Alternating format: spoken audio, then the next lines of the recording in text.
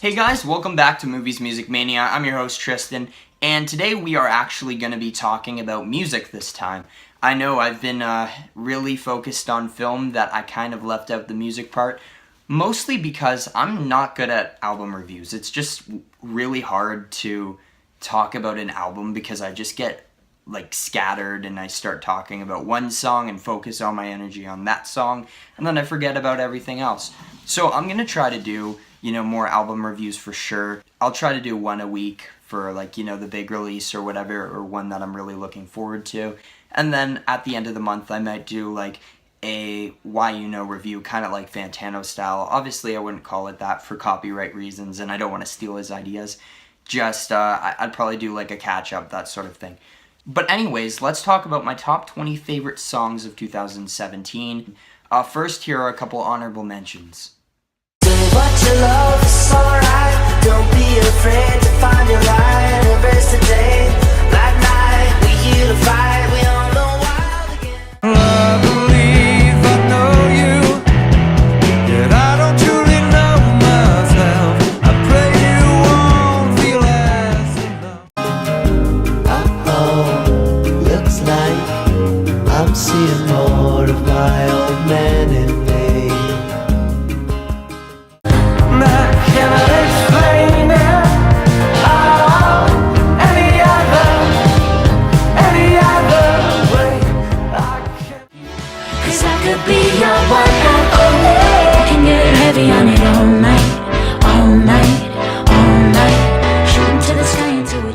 Now, those were all of my honorable mentions. Really hard to not put some of them on my top 20, but I think I have a solid 20.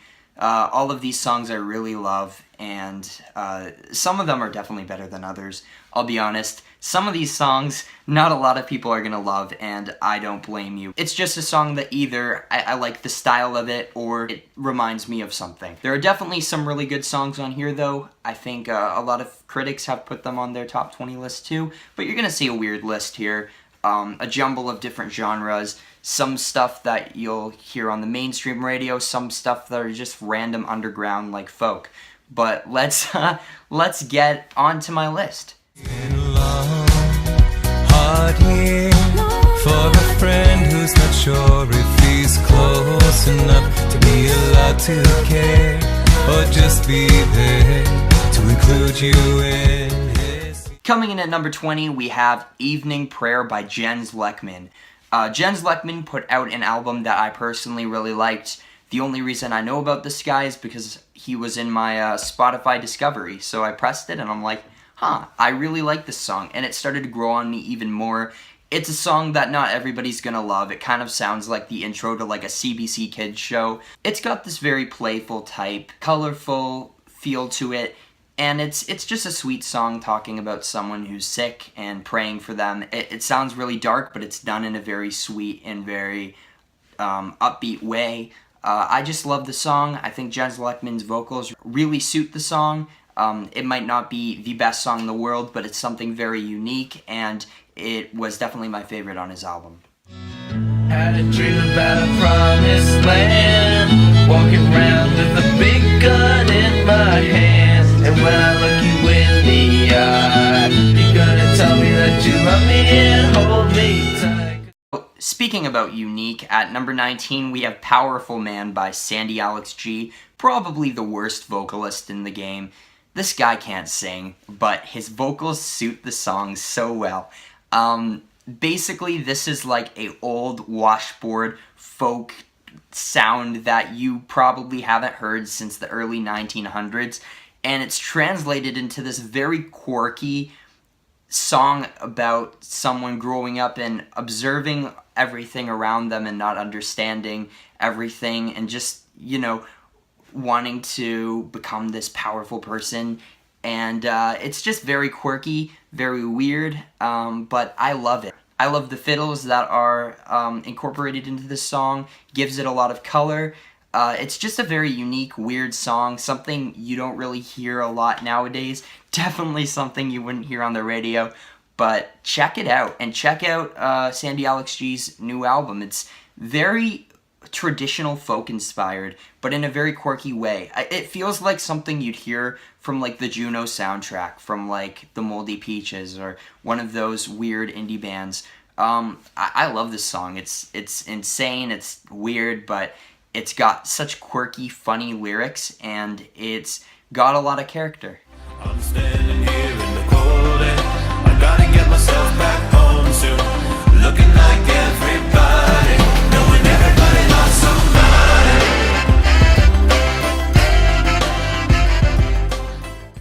At number 18, we have Jack Antonoff, aka Bleachers, with Everybody Lost Somebody.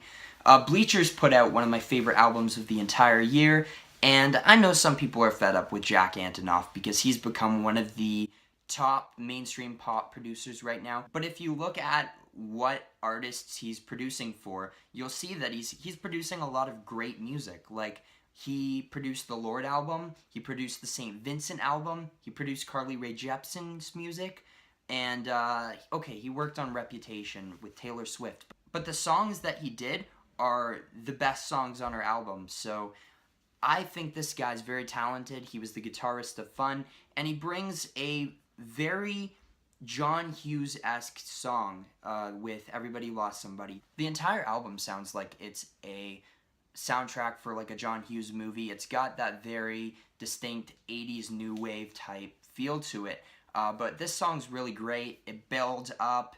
It's got kind of spoken word passages throughout the song, and then it's got this really booming chorus with these awesome trumpets that just give the song a lot of energy and life. Look at what the light did now. Look at what the light did now. Look at what the light did now.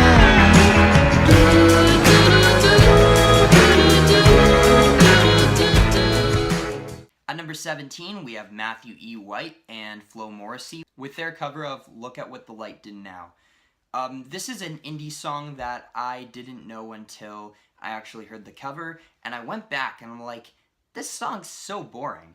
It really, I don't know, maybe it's because I heard the cover first, but what Matthew E. White and Flo Morrissey did with this song, they gave it this very psychedelic 70s-like vibe, but they just brought so much energy to the song that had a lot of potential, but was just presented in such a simplistic and boring way. And they gave it life. They increased the instrumentals. They put like these really nice guitar hooks on here. It's just a really great 70s like soft rock song that has this very progressive rock, psychedelic rock type vibe to it. I just say this is a wish you farewell. I hope you're somewhere praying, praying. I hope your soul is changing. At number 16, we have a song from an artist that I never thought would ever come close to even making my best list, because frankly, I despised this artist in the past. She was one of my least favorite artists, and of course I'm talking about Kesha, because you already saw the video clip. I don't know why I was keeping that hidden.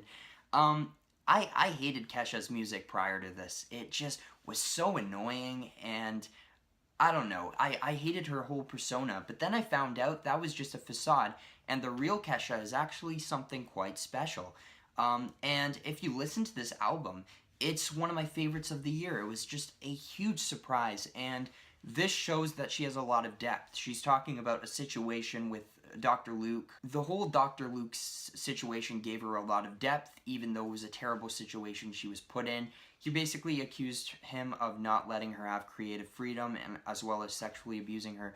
So this song kind of acts as like Same Love, but for the Hollywood scandal, sexual abuse issues that have been occurring this year. It's very current, it's a very powerful song, and Kesha gives one heck of a vocal performance where she hits these notes that I never thought she'd ever be able to reach. Just a great song, great power ballad, and a very powerful and lyrically intricate song. Try to speak, but nobody can hear, so I wait around for an answer to appear while I'm watching people pass.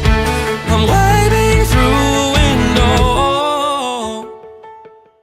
Coming in at number 15, we've got Waving Through a Window, which is from Dear Evan Hansen, this musical that kind of blew up at the beginning of the year. People were calling it the new Hamilton. I've listened through the soundtrack, and I really like it. I don't know how to explain it. It doesn't have that theatrical type feel to it. It's something that you could put on in the car or just listen to in general, and it wouldn't feel like you're listening to a play. It was like well-produced songs with a continuing narrative. And this one in general, Waving Through a Window, is just a very upbeat, positive song.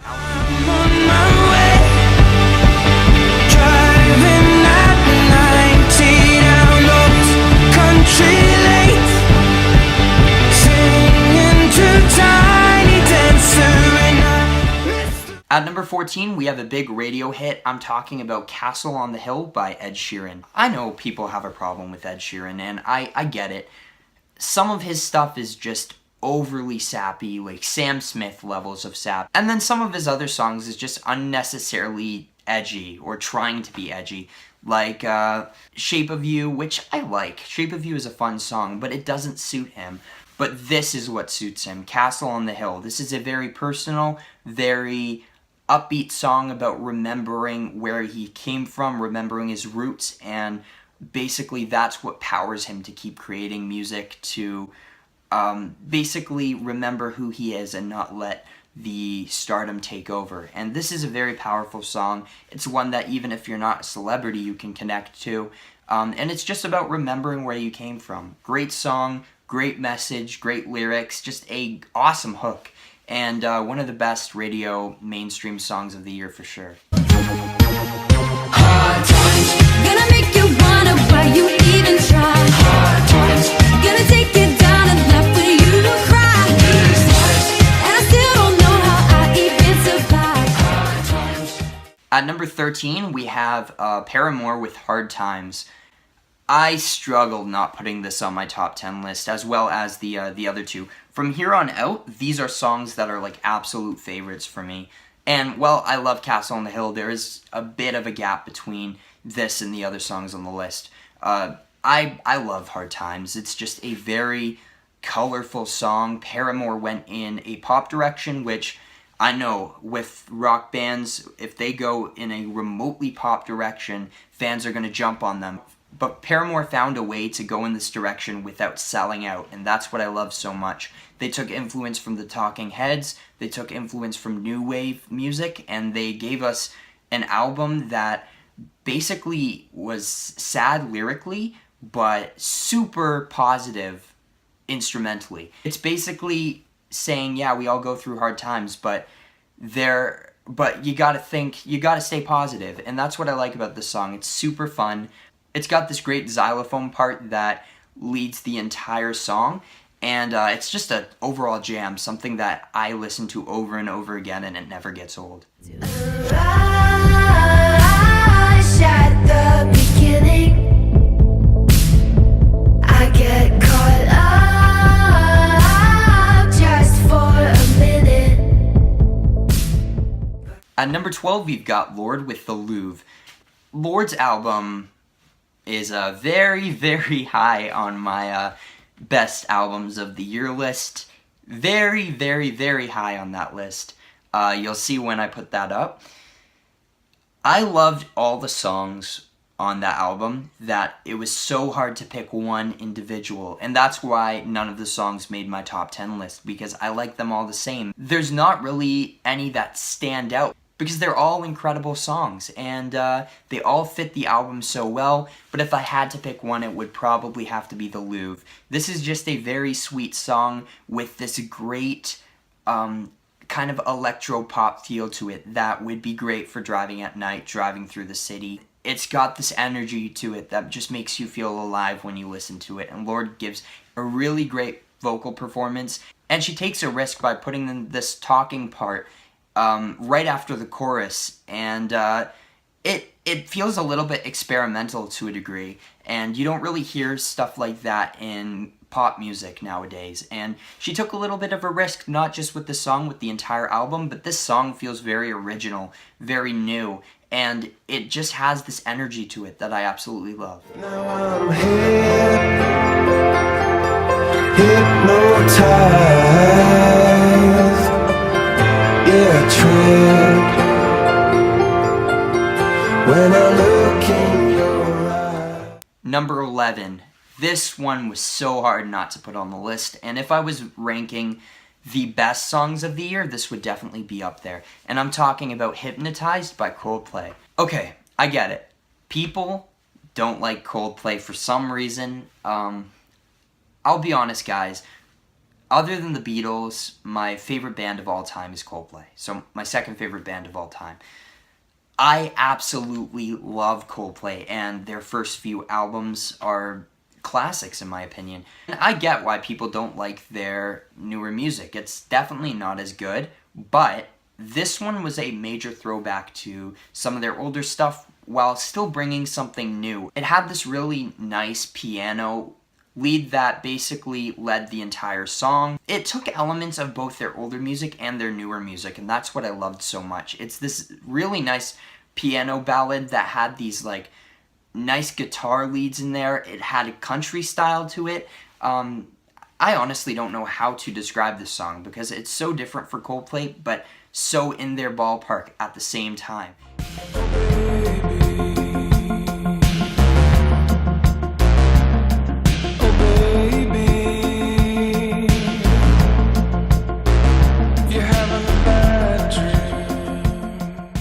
Number 10, we've got Oh Baby by LCD Soundsystem, a band that I was super happy that they made a comeback.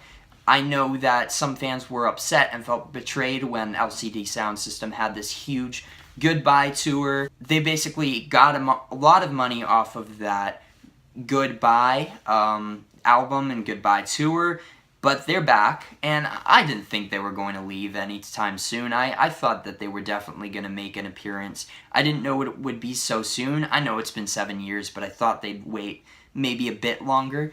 But I'm just happy that LCD Soundsystem are back, and this song in particular is just why I love the band so much. They have this very unique electronic alternative style to them. This is a great song to like walk to or drive to at night through like a big city. I listened to this song the first time after seeing some movies at TIFF, and it was nighttime out and I was walking back, and seeing all the bright lights and listening to this song was just exhilarating, and it's just a great song overall. Girl, you know that I still love you, and you know that I'm so long. At number 9, we have easily one of the best songs of the year quality-wise, I Was Wrong by Chris Stapleton. Chris Stapleton is one of the most interesting country artists on the scene right now. Because with country, if you listen to like the mainstream country, you'll see that all of these artists are just talking about drinking beer. And there's no substance, there's no trace of what made country so special in the 1950s, the 1960s. It's bland, it sucks, and people like Sam Hunt are ruining country, and just like they're ruining music.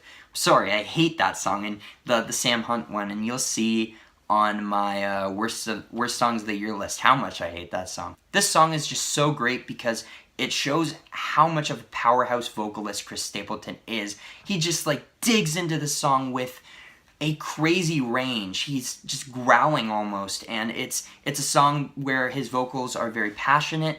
It's kind of sad at the same time, and it's got this really great blues feel to it. It has the bluesy guitars, his vocals are bluesy, and I haven't really seen blues incorporated into country in a long time, and that's kind of where country stemmed from. So listening to this very rootsy country basically reminded me of why people loved country in the first place, and it's just a phenomenal song with a phenomenal vocal performance, and it's like his vocals on this are incredible, so definitely check it out, guys.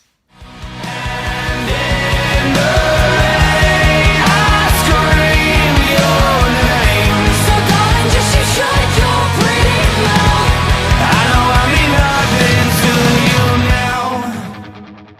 At number 8, we have Black Rain by Creeper. This is a massive song in scope. It feels very epic. It's got this crazy booming chorus, and it's got these clashing guitars. Creeper is a hard rock band with kind of like a gothic twist on it, and this song is just the highlight of their new album. It is incredible. And what I love so much about this and about Creeper is that it feels very theatrical. They are putting this theatrical twist on it, much to what Queen were doing back in the 1970s. You don't see a lot of bands of Creeper's type that are doing this, and that's what I love so much about it. It's got this very unique feel to it. It feels epic, it's big, it's energetic, and definitely check it out. All my life, I'm in a steak-in bar, I got debts, I'm a debaser. all my life, Sliding about to my love, and I'm just a heartbreaker. I want to get a ticket. At number 7, we have Gorillaz with Saturn Bars. This is literally the music I complain about on a daily basis, but by Gorillaz, and that's why I love it. I can't even explain to you how much I love this song, and I can't even explain to you why I like this song. This is pretty much the mumble rap that's dominating my worst of the year list, but done in a Gorillaz way, and that's what I like so much about it. Popcan is such a interesting rapper or hip-hop artist, whatever you want to call him, and he's doing mumble rap in a very interesting way. It's not annoying, it's not vulgar, it's just really, really different the way that they present this. It's dark, it's very up Gorillaz' alley, but at the same time, it's much more hip-hop oriented than some of their other stuff. And what I love so much about this song is the combination, and it may seem like a weird combination, but of Popcan's Jamaican mumble rap vocals with 2D, Damon Albarn, and it's this weird hip-hop alternative twist that they've been doing since their first album, but just with much more of an emphasis on hip-hop. I loved Humans, but this for me was the standout. It's got this great energy, it's catchy, it's got a great hook, and it's a song that I just listen to over and over again. Dropping of uppers and downers get done. I'm in a rush to be numb. Dropping 1,000 ain't much. Come from the clouds on a missile to turn it so down in the dust. Don't make a sound, baby, hush. I am the living swipe right on the mic, I'm a slut. I don't know how to not spit like a loud. At number 6, we have Legend Has It by Run the Jewels. I know this is technically a 2016 song. The song came out in like very late December, and then the album dropped on iTunes in like December 25th. But it wasn't on my list last year because I hadn't heard it at the time, and because the album didn't officially drop in album form until January, so whatever, I'm including it. It's a 2017 song in my mind, so here it is, Legend Has It by Run the Jewels. You guys know when it comes to rap that I'm very picky. I'm not a huge fan of rap, especially the stuff that you hear on the radio, but this is what I like to hear. Run the Jewels bring an energy that not many other rappers or rap groups are bringing right now.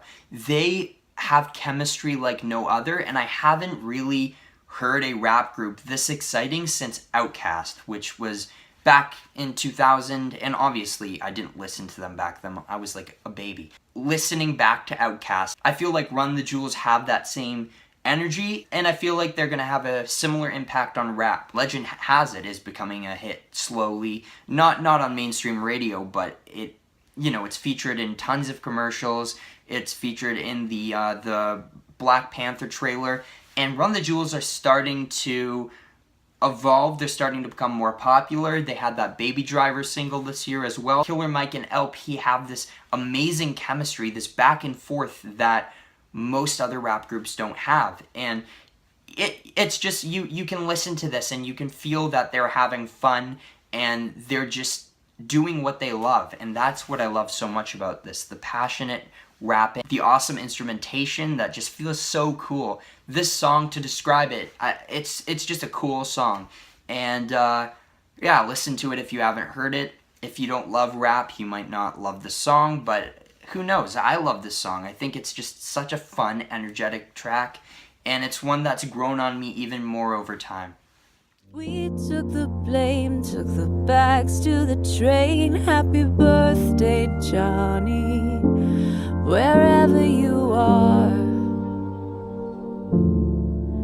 Happy birthday, Johnny. At number 5, we have Happy Birthday, Johnny from St. Vincent, a song that a lot of people I've shown this to hate. And I don't get it. I don't get why. This is like a beautiful ballad. And so many people find this so boring. And I guess it's not the most instrumentally interesting song ever. But the lyrics here are so emotional. And you can feel the passion from St. Vincent. The lyrical content is just brilliant. And what I love so much about this is that if you've listened to St. Vincent, you know that on each of her albums, she's had one song about this character called Johnny. The first song was Marry Me, Johnny, this kind of upbeat, poppy, bubblegum pop love song. And then each song becomes slightly more depressing until we get to Happy Birthday, Johnny, which is about this character named Johnny who is addicted to drugs. He's a homeless person on the street. And I don't know if this character is real or fictitious, but it doesn't matter because St. Vincent obviously feels a connection to this character, either because she has been singing about this fictional character through her entire career, or because it's based on a real person. And honestly, I do think it's based on a real person. I don't think his name is Johnny, but someone maybe that she grew up with or someone she loved. But you can feel the passion through the vocals, through the lyrics, and it's just a really sad song. But it's one that has hope, and that's what I love about this song. And I know a lot of people aren't going to like it, but it's just a really nice piano ballad. Don't read the last page, but I stay. When it's hard or it's wrong or we're making mistakes, I want your midnight. Coming at number 4, we've got the most controversial song on the entire list, New Year's Day by Taylor Swift. Yeah, laugh at me all you want, and I know it's a bit ridiculous that I have a random deep cut from Taylor Swift's Reputation album, but I love this song. I really do. I heard it on the radio once, and I legitimately started like screaming because I was so happy that this was on the radio.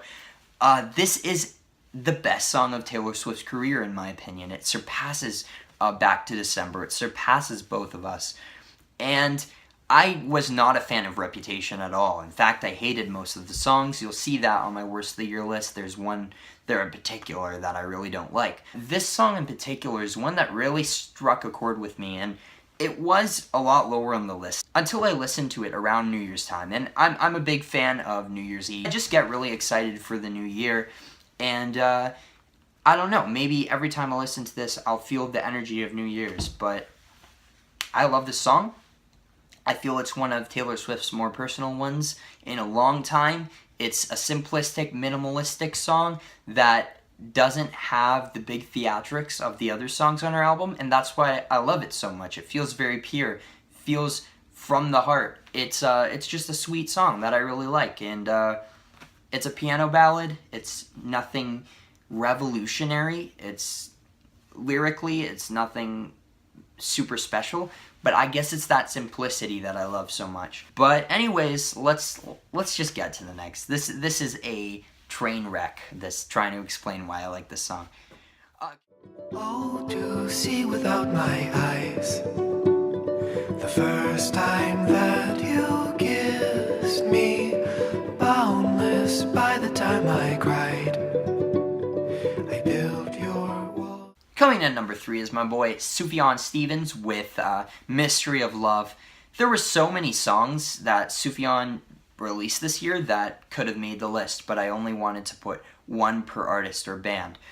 And Sufjan is just a master when it comes to these very simplistic, emotionally powerful songs.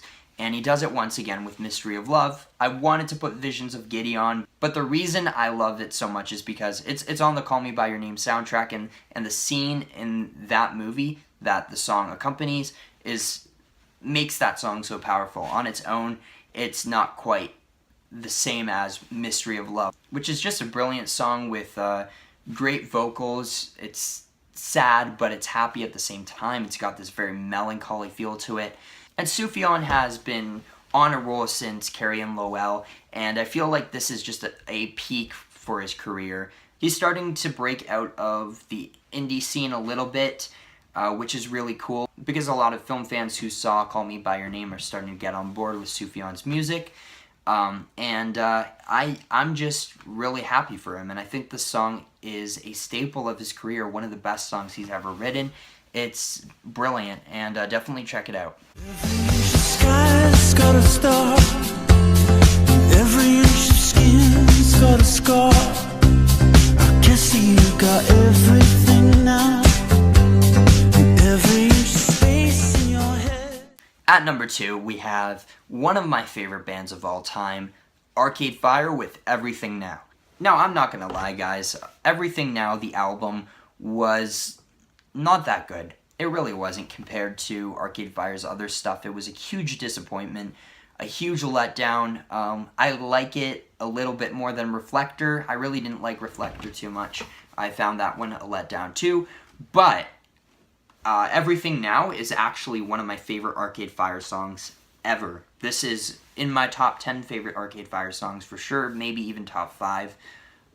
It's just a brilliant, energetic song with these really cool instrumentals that feature flutes, that feature pianos, that it feels like a very epic scale song. It's a huge throwback to the stuff we heard on Funeral, because it's got this very energetic feel to it, but at the same time it's got the disco vibes of Reflector, and it takes the best of all the genres that they've dipped their feet in. And it's got this really great message about consumerism and the state of our world, and Arcade Fire are just awesome. And this song kind of reflects why I love them so much. Alright guys, here we go. Number 1 spot. If you know me, you know exactly what I'm about to say. If you don't know me, this might come as a shock, but here we go. Stop your crying, baby, it'll be alright. They told me that the end is near. We gotta get away from here. We never learned we've been here before. Why are we always stuck in running far? Yup, my number 1 song is by former One Direction member Harry Styles, Sign of the Times. Absolutely a masterpiece. Now, this is a song that single-handedly shocked the world. Even if you were a huge fan of One Direction and you listened to this song, if you weren't surprised by what Harry Styles was able to accomplish with this song, I'm shocked. While One Direction, I don't think they're a bad band at all. They proved that they had some good songs, and especially towards the later end of their career, I'd rather listen to One Direction than a lot of the crap that's on the radio right now. But I didn't think that Harry Styles had the talent to craft something like this, that if it came out in the 1970s, it would be a classic. It would probably make lots of top 100 lists of all time. It's an epic song that takes the best of all of these incredible artists like David Bowie, Pink Floyd, the Beatles, and it just combines them into this insanely amazing song with social commentary, incredible lyrics, a passionate vocal performance with Harry Styles reaching notes that I don't think any of us expected he could. These clashing guitars, this very classic rock feel, it's just an absolute masterpiece. And I don't think there was another song this year that came close to it. I don't even think there's another song this decade that connected to me on the level that Sign of the Times did. I was blown away. And maybe if it wasn't by Harry Styles, I wouldn't have the same reaction, because I might not have been as incredibly shocked as I was, but I'd still absolutely love the song. And I think that this is an amazing track. I'm upset that it didn't top the charts. I thought it would be a dominant hit, not because it is in line with anything on the radio right now, but because it's from Harry Styles. But I guess people don't want to hear that, and that's really a shame because this song's just phenomenal. But you know, everyone's entitled to their own opinion. If you don't like the song, don't feel bad. I'm not criticizing you or anything. It's just, for me, for someone who loves classic rock so much, this song just really spoke to me and really hit me in a way that I was not expecting. So if you enjoyed this video, please leave a like and subscribe, and thanks for watching, guys.